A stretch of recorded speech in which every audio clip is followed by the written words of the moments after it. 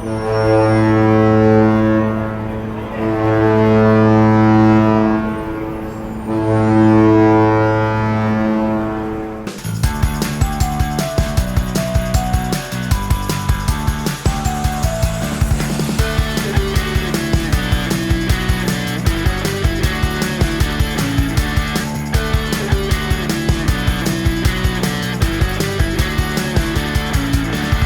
welcome back to the DCL Podcast, your podcast to help you and your family cruise a little smarter when the ship starts sailing. And I'd like to welcome back to the show our two co-hosts today, all the way from Michigan, Christy Piddock from Pack Your Pixie Dust. How you doing today, Christy? I am well. How are you, Steve? Not too bad. And we got him up bright and early. He doesn't like to normally get up as early as we've got him up today, all the way down in Los Angeles. How you doing today, Chris? I'm doing great. I have coffee. I sound bright and cheery because I am. No pun with your last name, huh? Right, no pun. Whatsoever. You know, when I was a kid, they used to call me Chris Not So Bright, and it was very rude. I know. That is horrible. Hey, what name will your child have one day when you guys get to name a child? I think hyphenated. With the foster children, you obviously don't get to name them usually, but when you adopt them, they take your last name. We think we'd probably just hyphenate Bright Williams, alphabetical order, not to cause any fights. But yeah, Bright Williams sounds nice to me too. It does. We gave my son my last name as his middle name. So, I mean, it's a real dumb middle name, but it doesn't matter because he's happy, he's excited, he feels pride with it. Wait, do you and Dave have different last names? We do. Do you not know this? No, but I'm into it. I think that's like nice. Yeah. Wait, is there a reason why? Just because you're, I mean, my law practice was pretty. My law practice was pretty established. You didn't want to change Piddock. Right. And you know how much paperwork is involved with changing a name? Oh my gosh. I am often grateful. And I have no idea where my marriage certificate is. We looked for it a while ago. Still don't know where it is. We definitely don't have our marriage license anywhere. And I don't need it because I never changed my name. Well, welcome back to Random Thoughts with the DCL Podcast. I love it. So I was thinking we were talking about it, we're texting. We haven't done a show just the three of us together for a long time. We've done some Cove Cafe live shows for the Patreon group and on our podcast feed as well. But the three of us haven't really talked and just had a good time talking for quite a while. So I thought we'd just have a potpourri. Did I say that right? How do you say that? Somebody potpourri show. Oh my God, I love that you said potpourri. Maybe that's what we should start calling it. So I thought we got a whole bunch of just random topics that we're going to touch on. We'll see where it kind of goes. But anything that you guys want to, we'll just go around the room here first. Christy, what's on your mind? Anything you want to talk about today? So you guys know this, but most of our listeners don't. I moved out of my house this week. It was a lot. And I don't know if any of our listeners have moved. And Steve, you were in the military and stuff, so you probably are real used to moving and move all the time. But I do not. And I had a lot of stuff. And I would not call myself a hoarder, but maybe I would based on some of the stuff I found in my house during my cleaning. Wait. Yeah. What was the weirdest thing you found? Oh, the weirdest. Well, I will tell you that I found New Kids on the Block pins from when I was in like 6th grade. So 1989-ish. I sent them or am sending them to Marcus Monroe. He's going to put them in his bathroom. He is putting them in his collection. He and I texted about it. And then I said, just give me some time. And I found my keychains and my pins. So he is getting them all. Who knew you were such an NKOTB fan back in the day, huh? Hello. I am a woman of a certain age. We all were New Kids on the Block fans back then. That was past my generation, but I do remember them. So anyway, I moved. I'm exhausted. Today's the first day in weeks and weeks that I've gotten to do nothing. And I literally sat for an hour and a half on the couch, and it was glorious. Oh, the special moments. Chris, what's going on in your world these days? What's in your mind? So Seth and I are foster parents to human children. And we had our first placement. She was 8 months, and I never am allowed to post about them or post pictures of them, obviously. But Steve and Christy got to meet her on like a Skype call. But she was an amazing little 8-month-old, and eventually the judge found a biological relative, so she went and moved there. And that means that Seth and I have a momentary empty nest, and we've been waiting by the phone. We've had calls for 3 different kids, but because the system is really complicated, just because you get a call doesn't mean they actually will finally be placed with you. So that's where we're at. We're still waiting for a placement. Just so everyone knows, our goal in the end is to adopt. It's a bit of an emotional ride because it's like you have a child and you don't know if you'll get to adopt them. And reunification is super important. It's a really important part of the foster system, but it's emotionally challenging for foster parents because reunification is also, it means that you've given your heart to a baby and then they might go and live somewhere else. So we've been doing all of that. That's definitely the biggest update I have in my life.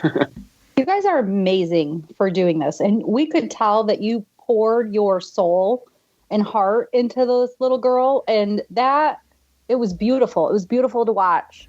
And well, thank you. You're special people. Yeah. I mean, honestly, there's, something like 40,000 foster children in LA County. They definitely need families who are able to do that.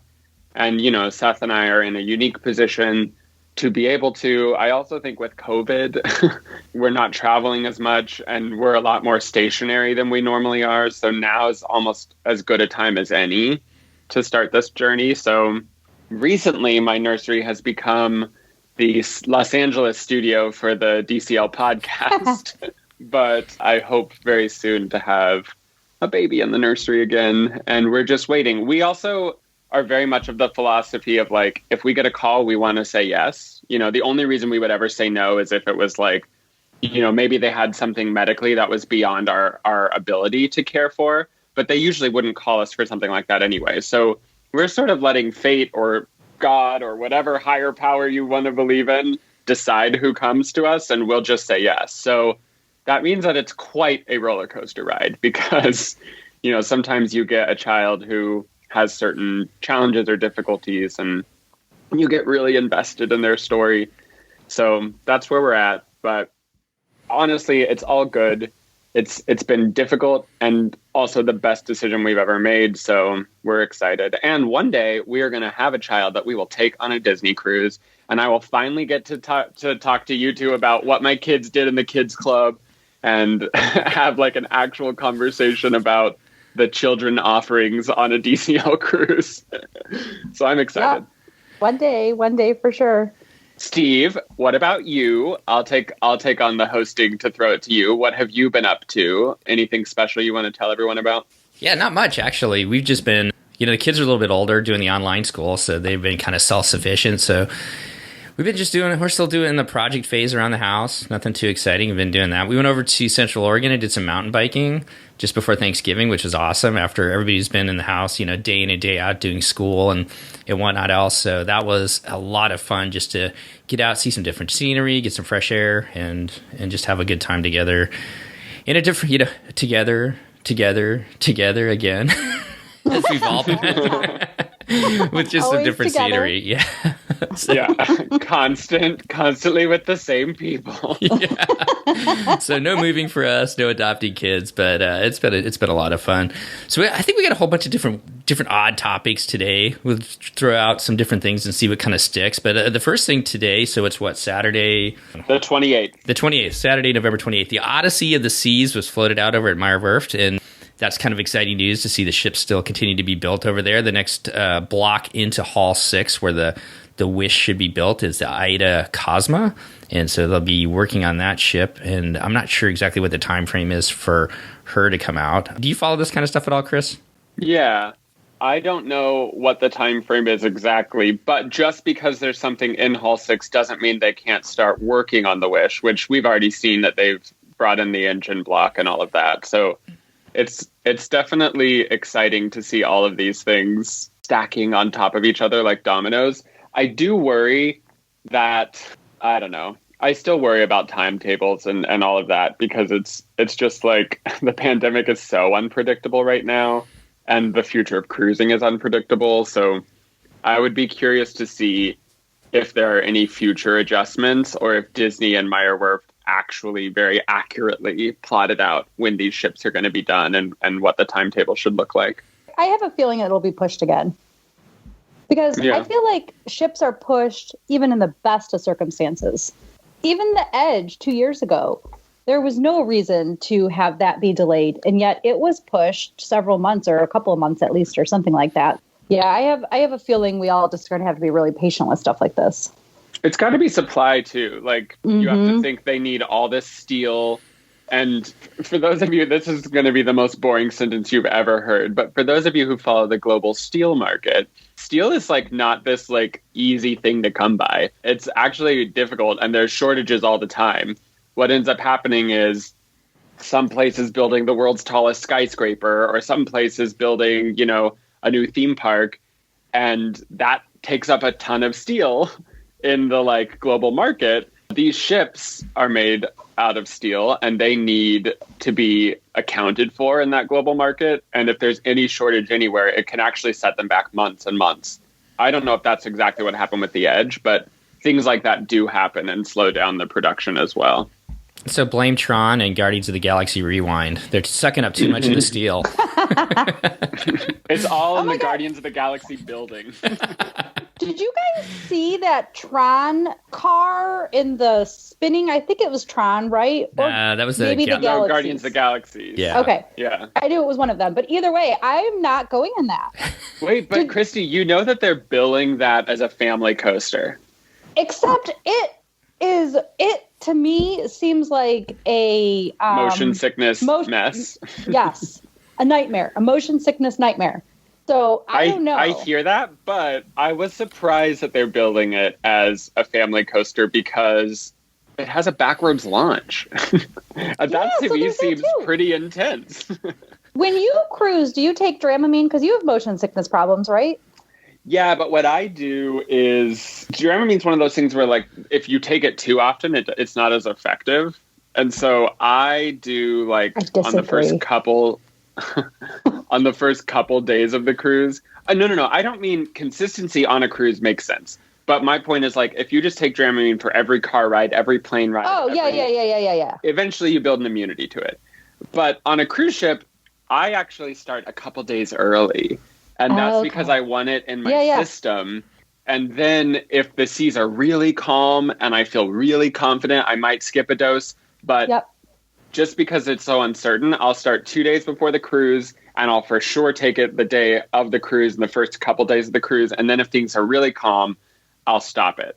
But that's my Dramamine like strategy. Okay, because I was trying to determine if we're similar, which I believe we are. And based on this strategy, I believe we are similar in the motion sickness situation. Yeah, I don't know. I'm going to make you go on it first and then you can report back. I can. I get really motion sick on, for example, what's that ride? Have you done Expedition Flight of Passage? Everest. I've done Flight of Passage and I did get motion sick, but it wasn't the type of motion sick that ruined my day. I have done Expedition Everest twice in a row and literally was sick for 4 hours. Mm-hmm. So same. It's possible that I can overdo it on certain motion sickness things. Steve, do you get motion sick, or are you like a pilot who doesn't have any motion sickness? I think he's a pilot. He got beaten out of me when I was in pilot training. I can tell you a whole story about that someday, but I kind of got beaten out of me from there. Although I will tell you, on Expedition Everest, I love that ride. But every now and then, if we rode it like 3 times in a row, by the third time, when you go to the backwards section, I was like, oh, man, I think I need a break. It's so much. That backwards down the hill part literally makes my head go, all right, and now you're going to have to lay down for a couple hours. Right. So there you go. We went from the Ida Cosma, Odyssey of the Seas, to motion sickness. So I want to go back. This is our baseless I can't even talk. This is our baseless speculation time. You know, Chris, you alluded to maybe there'll be some delays in the Wish, which I wouldn't be surprised with that. We'll just watch it. But it'll be fun to see her being built over there. I'm sure there'll be tons of pictures. But what do you guys have planned for cruises in 2021? And do you think any of them will go? Chris? I can start because I'm the most boring. Because of the child. Now, wait a minute. On The Mandalorian, the child? First of all, has anyone seen yesterday's episode? Yes. The child has a name. I'm so excited the child has an actual name, but I won't spoil it for everyone. We learned so much on this last episode. Oh my gosh, it was so good. Did you see that the creator of Clone Wars was the director of the episode? Yes, Dave Filoni. So yeah. I love the fact that they're bringing just like different people, and it's not like Han Solo again and Princess Leia and everything like that. I love the fact that they're like broadening the whole scope of things, which I think is super cool. I agree. Moment of geekness. Okay, Chris. Yeah, Mandalorian's great. So I'll be the most boring and say that because of our future child, for those of you who don't know, it's difficult to vacation with a foster child. It's not impossible, but you literally have to get a judge's permission to take them out of the state or even out of the country. I'm like, I don't even know. So cruising until we've adopted might be a challenge. Not impossible, but it could be a challenge. Also, we do have with Christy a credit, like whatever, future cruise deposit, I guess. Placeholder. Credit. Placeholder. Why can't I think of my words? So we have a placeholder that expires, I don't know, 2022 maybe. I think it would expire February 2022. We will try to sail. That Star Wars cruise was this year. Like this year. This is such a bizarro year. I went on a cruise right in the middle. Like they were warning us about COVID on the cruise. Like we had to have a special screening on this cruise. Right. It's sort of wild for me to think. Also, I will point out on that cruise, no shade out there if people listen from a cruise group that I am a member of, or like, you know, a sailing group that I'm a member of. But weirdly, those sailing groups on Facebook are still active. I know, and they're still doing fish extenders. They were like, so my December cruise that has since been canceled had people still signing up to do fish extenders like in early November or whatever it was when it was still, I'm like, why would you guys even commit to making a craft for anybody? And this, again, I get it. And some people have more time and they'll do something that's specific that can be shared to everybody. Okay, fine. So much uncertainty. Right? I would want to know the cruises are more likely to go before I did that type of commitment, at least. We don't want to squash anybody's hopes and dreams, but you're right. So that's why. Okay, so Christy, what do you have planned in 2021, and any thoughts on any of them going? Oh, I have a big goose egg of cruising planned. So I did have a February cruise that we pushed to November because it was concierge deposit, so it was non-refundable. I don't know that particular cruise would go, and one of their stops was Key West, which at least for a while isn't going to happen. And then we are buying a second home, and so that is where our money is going at the moment. And so our vacation plans are really up in the air. It's probably a good year to have vacation plans up in the air, right? I know. It worked out timing-wise. It's probably the reason we did it.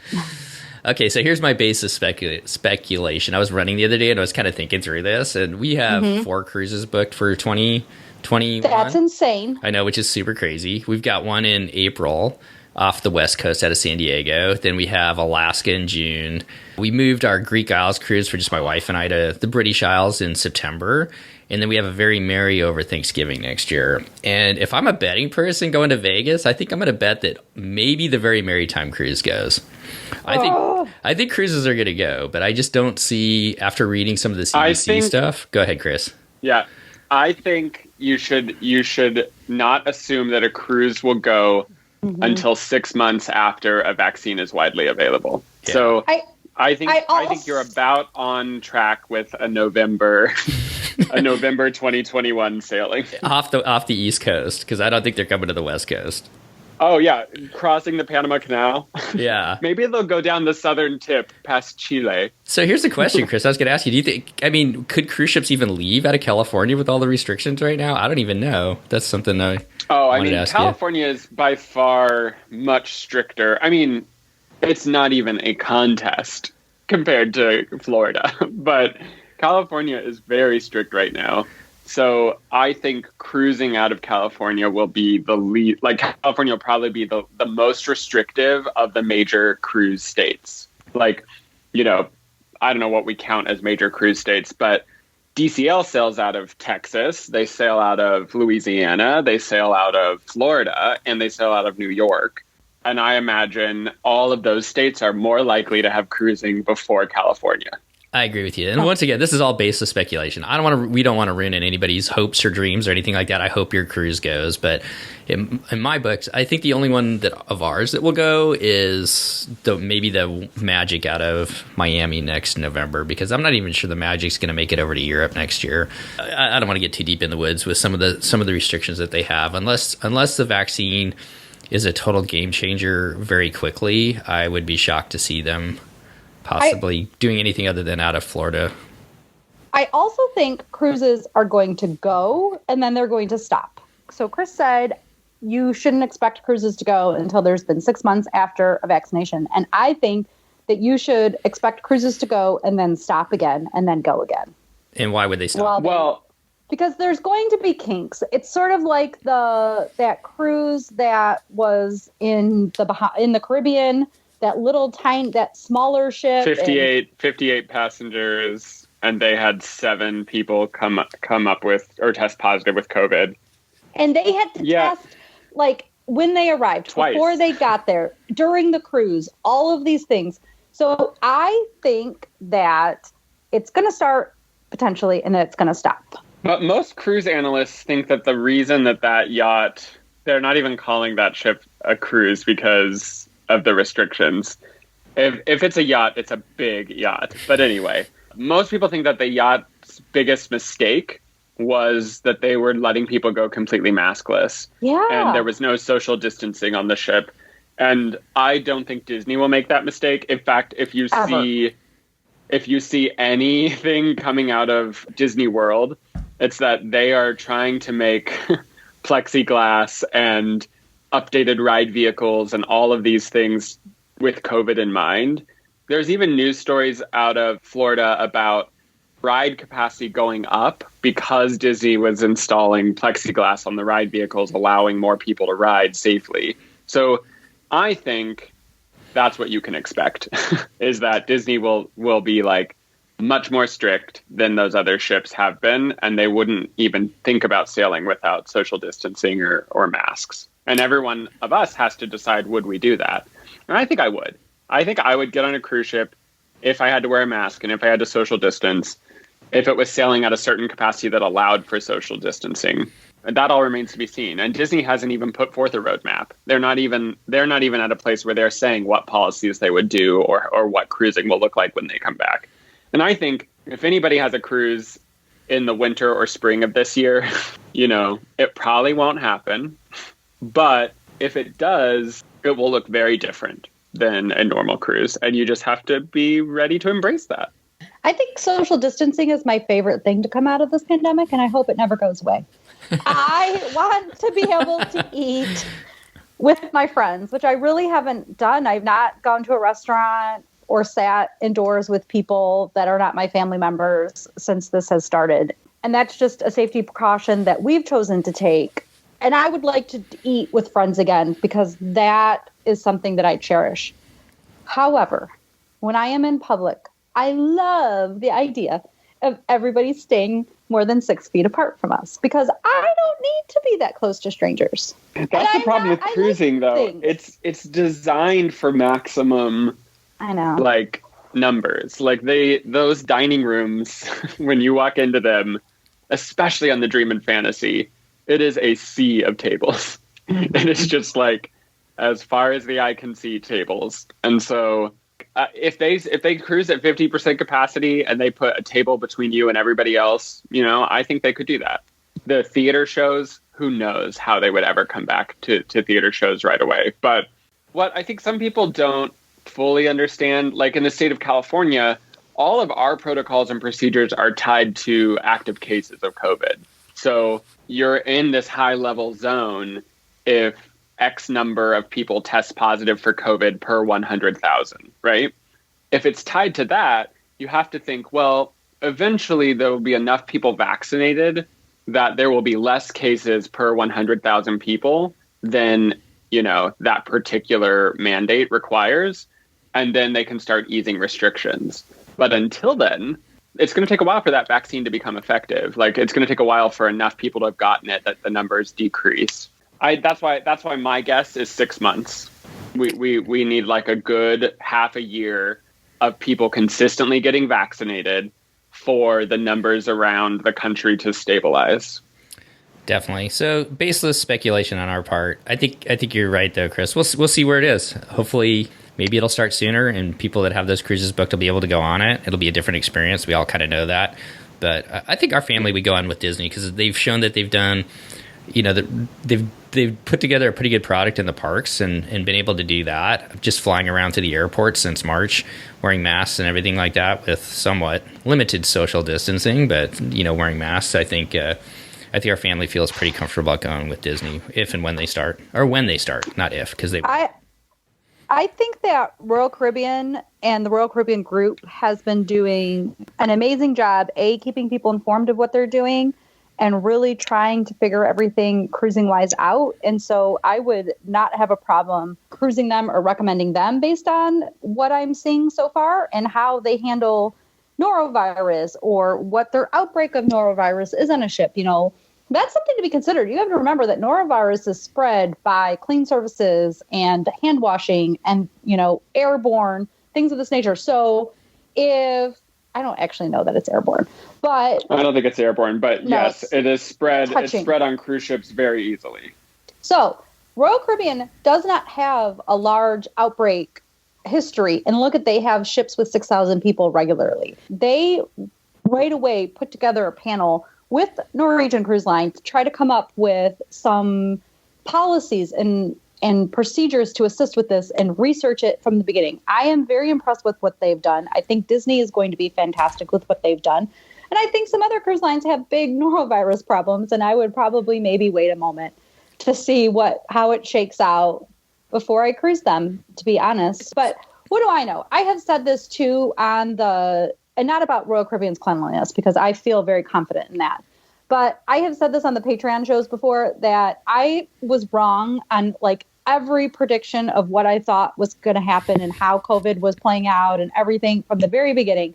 So I should just not be in the baseless prediction group because if you were a betting person, you should not follow my lead. Don't go to Vegas with Christy.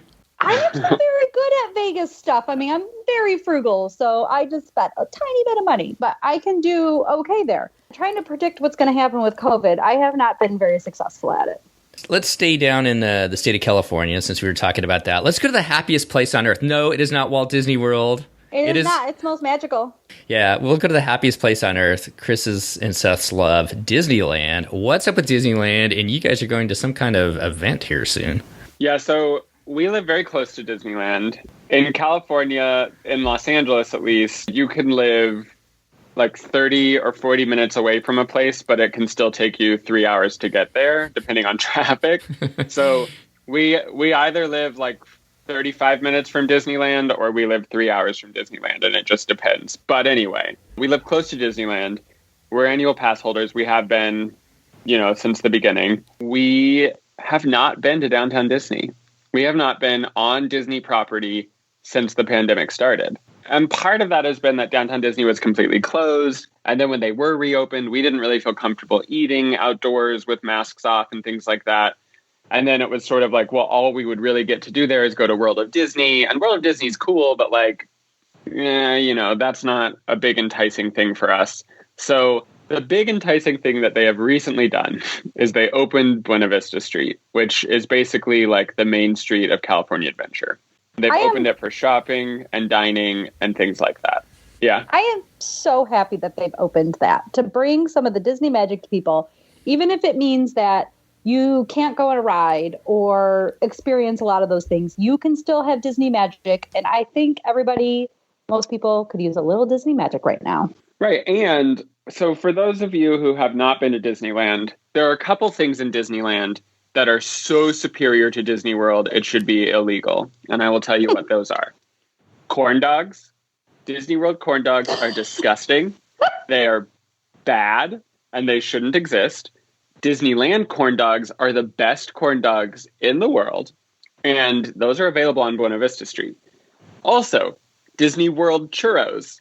What is that? Why is it sitting in a warmer for 12 hours and hard and dry and gross? Meanwhile, Disneyland, they make those churros fresh. Now, I know Christy will say, There are good gluten-free churros at, where is it? Nomad Lounge, and they also have Nomad them Lounge. now at the Three Bridges in Coronado Springs. So I will support your gluten-free churro quest. But Okay, the fine. general churro at Disney World is foul. And it's it's a poor excuse for a churro. And at Disneyland, chef's kiss, very good. Both of those things are fully available now because you can go into the theme parks and buy them. I'm super excited about that. Are you going to? Oh, yes. I'm going to have a corn dog. I'm going to get a churro. There's also, Disneyland has these amazing gingerbread cookies. And so far, they have not made an appearance this year. And they have released a different gingerbread cookie that is not as good, according to everybody online. Anyway, we have been holding off going. And then they announced that they are going to be selling the merchandise from Marvel Land. The Marvel Avengers campus was supposed to open this summer. Obviously, that didn't happen. So they probably have stock houses full of all this warehouse merch that they were going to try to sell in the theme park that they no longer can. So they're doing an exclusive shopping event for annual pass holders. We signed up. We're going to go. The big marquee item that they're selling is this thing called a Spider Bot, which is like the key storyline from the new Spider-Man ride. And it's remote control spider that can like crawl around and shoot things and do cool stuff. But they're also selling some other stuff. So we're going to that shopping event and then we're going to walk around downtown Disney, go on to Buena Vista Street, do all of that. And it's on a weekday. We're literally just going to like take the day off of work, like take a personal day and go because it's also super crowded on the weekends. But we will report back and let you know how it was because as our Southern California roving reporter, I have been lax on my job. And so I'm excited to go back and see everything with a fresh post-COVID set of glasses. Well, I mean, to be fair, nothing's been open down there for you to be able to do it, so it's been a little bit tough. But how about Carthay Circle? Yeah. That's open. How do people get? Do you go online? So obviously, to get reservations? It started with you getting in a physical line the moment the park opened. Now they opened up reservations and they all sold out within an hour. So Carthay Circle, you can't go, but you can do the whole like log on and keep hoping someone canceled thing. But it's, what is it when you eat outside? Al fresco. It's outside dining because that's the rules. They've expanded it to the Playhouse Disney like line area in California Adventure. So they've added some seating there. Listen, Carthay Circle is great, but I don't know that I would pay Carthay Circle prices to like eat outside and have a reduced dining experience. Because part of the appeal of Carthay Circle is their beautiful dining room, their beautiful like ambiance. But anyway, that's cool. Carthay Circle is a great restaurant. We've been there maybe 3 or 4 times, and every time we thought the meal was like a top-notch meal. Christy, have you been to Carthay Circle? I know you guys have stayed at the Grand Cal, but no. I don't think so. We haven't been there yet either, so one of these days. Bucket list.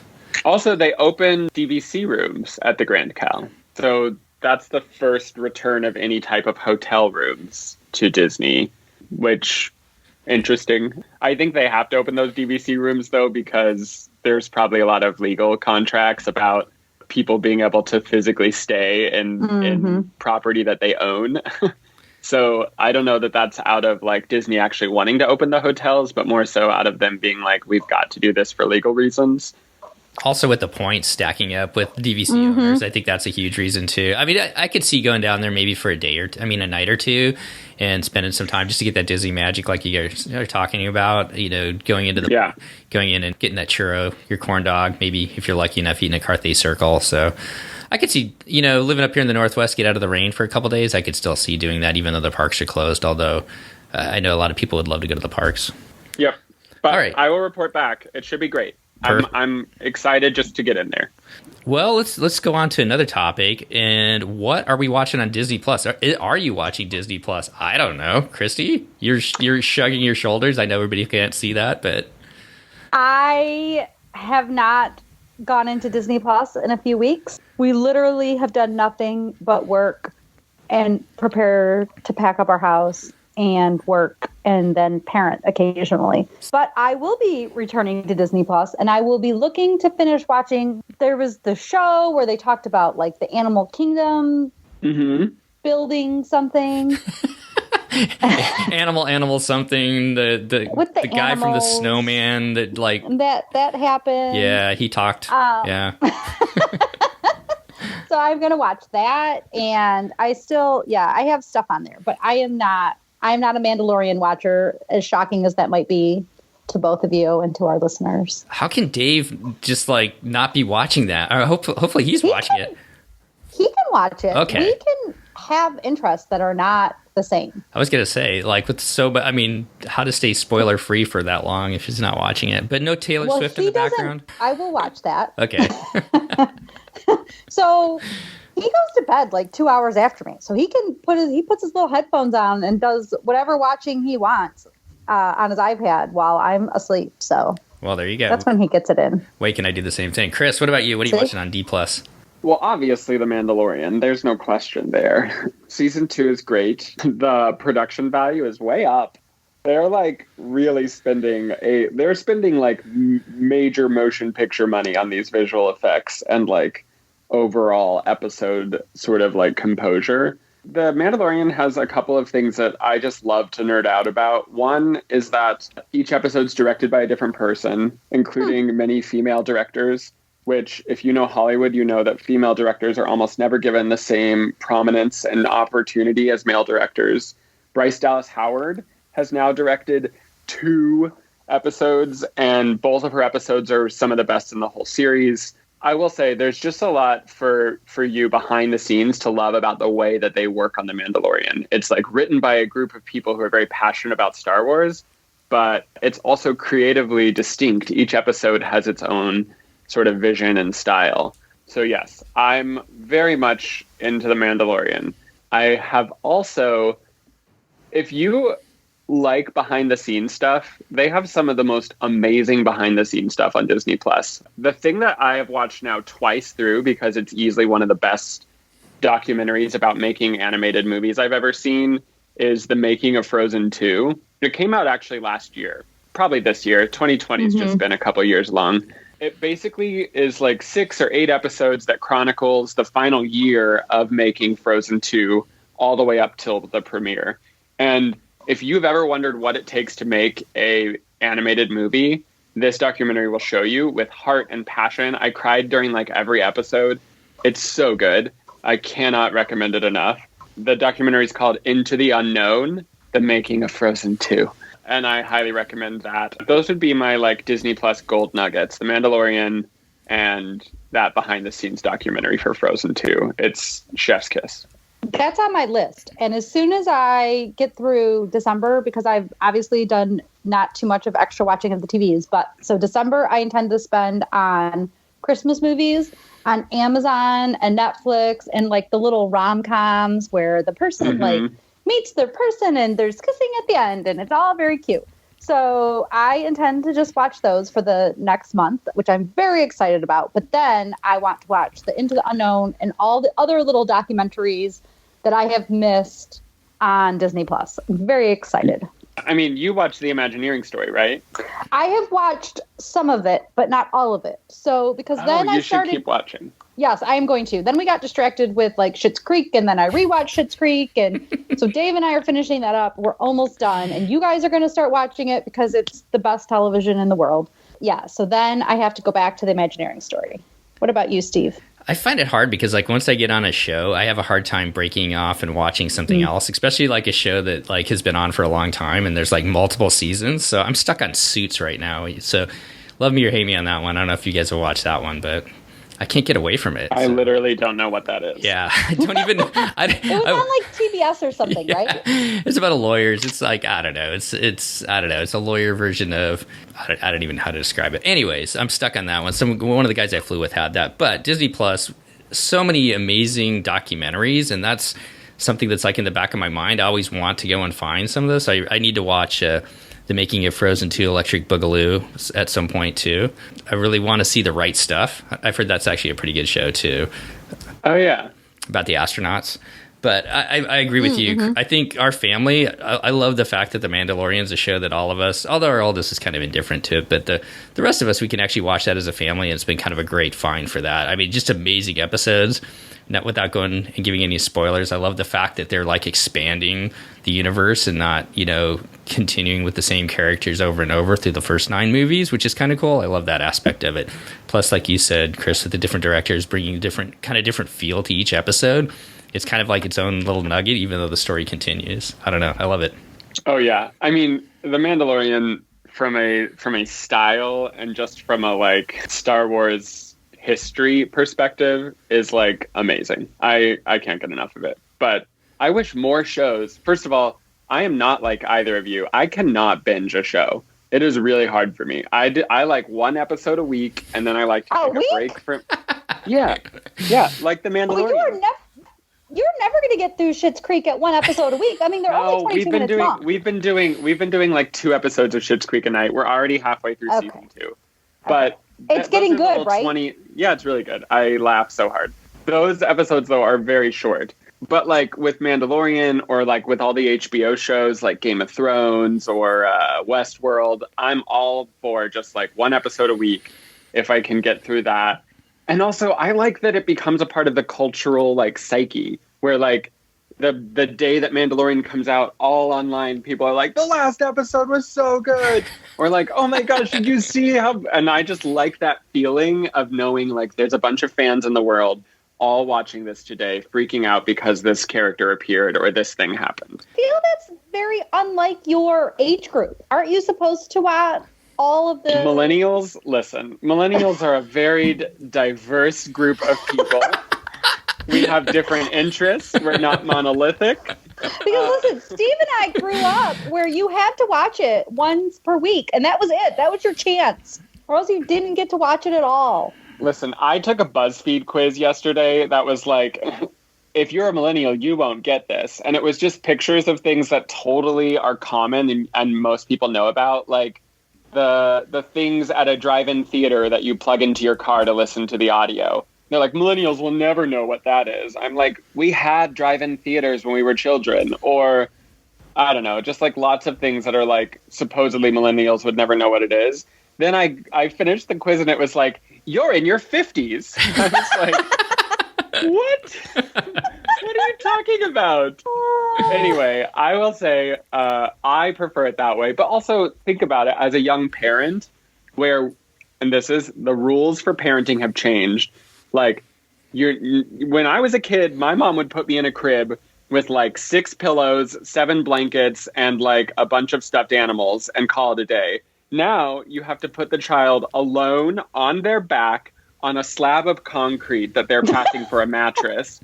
And like, that's the only way that your child will survive sleeping through the night. And of course that's uncomfortable. But every one of us does that now because that's what the Association of Pediatric whatever says.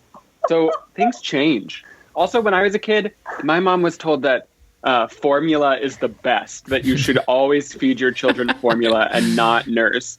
Nowadays, if you feed your child formula, people are like, shame on you and your household. And I'm like, all the rules change. And I will say when I was a kid, that whole like weekly watching of an episode was something my family did. It's like TGI Friday, we're going to watch Family Matters or whatever. So that's why I think I like it, because I grew up just at the tail end of all of that. Okay, we'll give it to you. All right, so one last question, Chris. Does The Mandalorian show up soon on DCL when they do Star Wars Day at Sea? Where does he show up at first? Well, okay. One thing that's sort of hard about... Well, that child is already everywhere. Yeah, but that's all merchandising. Disney's cash cow is, Baby Yoda merchandise right now. I think on Star Wars Day at Sea, The Mandalorian will sure show up. But things like Black Spire Outpost and Batuu, I don't know, because Batuu is set on like a very specific time frame in the Star Wars universe. And I don't know if The Mandalorian and the child fit into that time. Yeah. Because technically that whole planet has like a really intense storyline. It's one of those things that Star Wars fans debate about, because Batuu is not a normal, it's not like a normal location that everybody knows about before it was built. And it also relives the same day over and over again. So, like, do you really want to be locked into reliving the exact same day every day on the planet of Batu? Groundhog's Day.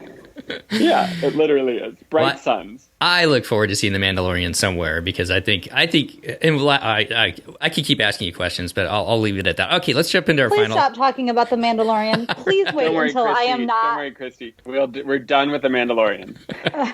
All right, let's go into something that Christy will love to talk about. How about we'll just go around. This doesn't have to be a lightning round, but we'll go around to each of us and talk about one or two of your favorite Disney Christmas park sailing traditions that you guys enjoy, either in the parks, maybe at home, wherever it is, something Disney related with Christmas.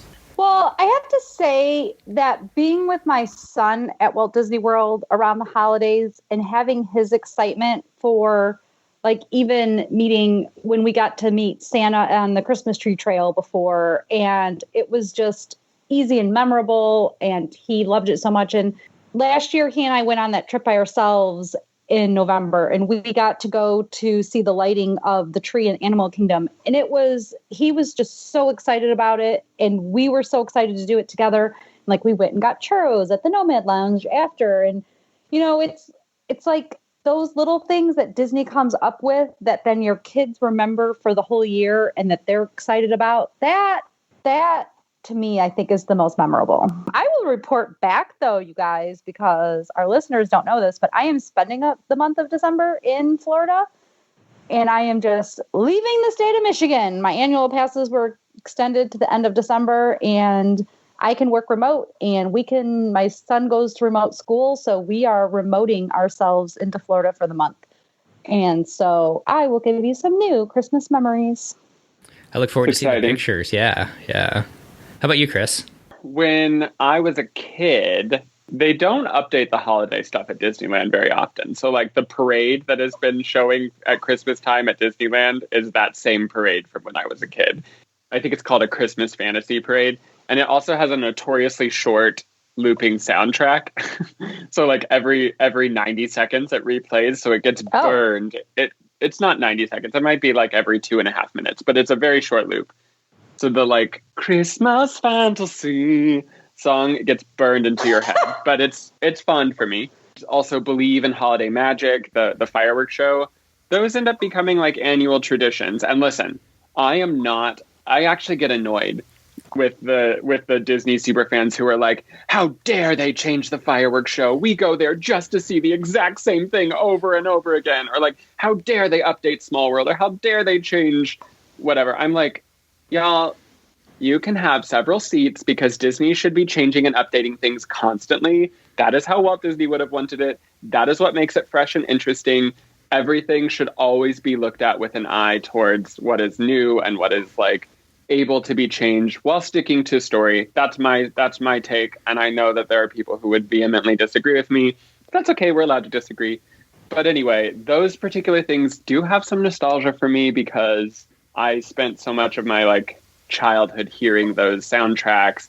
I would also cry like literally every time they would shoot across the sky one single firework that was supposed to, like, represent baby Jesus, and I would be like, oh, that's so beautiful. So anyway, wait, there's a baby Jesus firework? I mean, it's during Silent Night. I don't know what else Silent Night is referring to, if not baby Jesus in a manger. But my point is that always held, like, an emotional feeling for me. But as I love to do, to bring it to the modern, the Christmas version of World of Color is so freaking good. I love it so much. I think I like it more than the not Christmas World of Color. And it ends with, like, the most emotional "Let there be peace on earth." Like, let there be peace on earth and let it begin with me. And, like, that whole message, as someone like me who likes Christmas, like, that's my favorite type of message, that, like, we should all be taking personal initiative to make the world a better place. That whole show is all about that. And literally makes me, like, want to weep every time. It's my favorite. And I'm like, still not coping with the fact that I won't get to see it this year. So Those are my Christmas traditions from the Disneyland. Steve, what about you? I should have went second because we should have ended with that, Chris. Because yeah, we should have. I don't think I could touch that one. But I remember it's "Sleep in Heavenly Peace" from Silent Night. They those words go, and then that one star, one firework. Oh my gosh! I think Anawake and I were like in tears. I remember in 2013, the first time we went at Christmas time, watching that. It was just our family. At we went Disneyland, right? Yeah, Disneyland. It was like, oh my gosh! To this, I still get a chill as you were talking about that, thinking about that one firework going by. So I hope they keep that one in some ways every now and then, or at least bring it back if they're not doing it now. So I don't know if we do this every year, but we've done it 3 times now where we've been lucky enough to go down and stay at the Grand Californian during the holidays, during Christmas. And I know that, being able to go see the tree in the Grand Floridian and Wilderness Lodge, they're all amazing, but there's something about that tree in the Grand Californian, and they have singers that show up. I'm sure you've probably seen them, Chris. Yeah, where they sing. They've got live singers. It's like usually 2 or 3 women, or sometimes there's a guy too, like an a cappella group that'll sing Christmas songs. And so one of our favorite things to do is to stop down there by the tree. They usually have gingerbread and holiday drinks, alcoholic ones too, Christy, that you can enjoy. And wait a minute, why are we applying the alcoholic in the group? Well, no, we just know that you enjoy a good Christmas cocktail. There's nothing wrong with that. I enjoy a nice adult beverage. And so do Steve, I. I need to echo that tree at the Grand Cal is easily one of the most beautiful trees in all of any Disney property. Okay, so this here is telling us that we need to have a pilgrimage, a DCL podcast pilgrimage in a couple of years at Christmas to Disneyland. Yes. We should. Absolutely. And I like that especially because I'm close to it. But listen, I will do a pilgrimage to Disney World for you all too. But yeah, there's something about Disneyland and Christmas. I know that Disney World is much bigger and they do a lot of really cool stuff, but I agree with you, Steve. The Grand Californian is like second to none. And also that lobby. I know the Wilderness Lodge. I've never actually been in there, but I know it's your favorite, right, Christy? It is. The Wilderness Lodge's lobby is like hugely tall, right? Like 6 stories tall, just like the Grand Cal. But that means that they can put a massive tree, like the biggest Christmas tree that goes all the way up to the ceiling of, that lobby. So beautiful. I agree, Steve. Yeah, so we like to do that. We've done that 3 times where we've gotten some drinks and just sat there by the tree and listened to the Christmas songs. And then, being able to walk over to DCA, Disney California Adventure, our favorite land is Cars Land by far. And just walking down in the evening, the street with the Christmas lights all lit up. I think the one place that I really like to go to, and I do love Hollywood Studios at Christmas now just because of the decorations. I think Toy Story Land would be... Toy Story Land would be cool to see at Christmas time too, but Cars Land I think is just like kind of our favorite ones, and we'll go down and usually save our fast pass for Radiator Racers and do that in the evening. So, and then make it over to Disneyland for the fireworks. So we've done that 3 times, and that's just been kind of a fun thing that our family's done. Love Disneyland at Christmas time. Walt Disney World's right up there too, but there's something about Disneyland that I don't know if it's the intimacy of it or maybe it was just the first place that we went to at Christmas time, and it's probably that. Yeah, none of us have been on a maritime cruise, right? No, I was supposed to do that this year on the Panama Canal, but that's not happening. Yeah, I had 2 maritime cruises booked for this past winter, and not going to happen. So we've got one booked for next year, so we'll see how it goes. 1 year, one of these years. So, well, before we get out of here, anything else you guys want to talk about, Christy? No, I don't think so. We covered so many random topics, but really, everyone, I think this year has been interesting for the podcast world. We're not cruising. We're now 9 or 10 months into not cruising, so like it's a unique thing. But we still like to get together and talk about all this stuff. And for those of you who are still listening, I hope that this was a fun little romp through our brains because that's really all we have left. And this is how we communicate with each other. We bounce from subject to subject to subject to subject. Definitely. Well, as we turn into the holidays, I'm excited for the holidays this year, even though it's COVID and 2020. A lot of people can't wait to see it end. I love the holidays, and I wish the 3 of us we'll have some more shows out, obviously. But as the holidays kind of kick off into the Christmas season, we wish you and your families just all the best. Yes. And let there be peace on earth, and let it begin with you.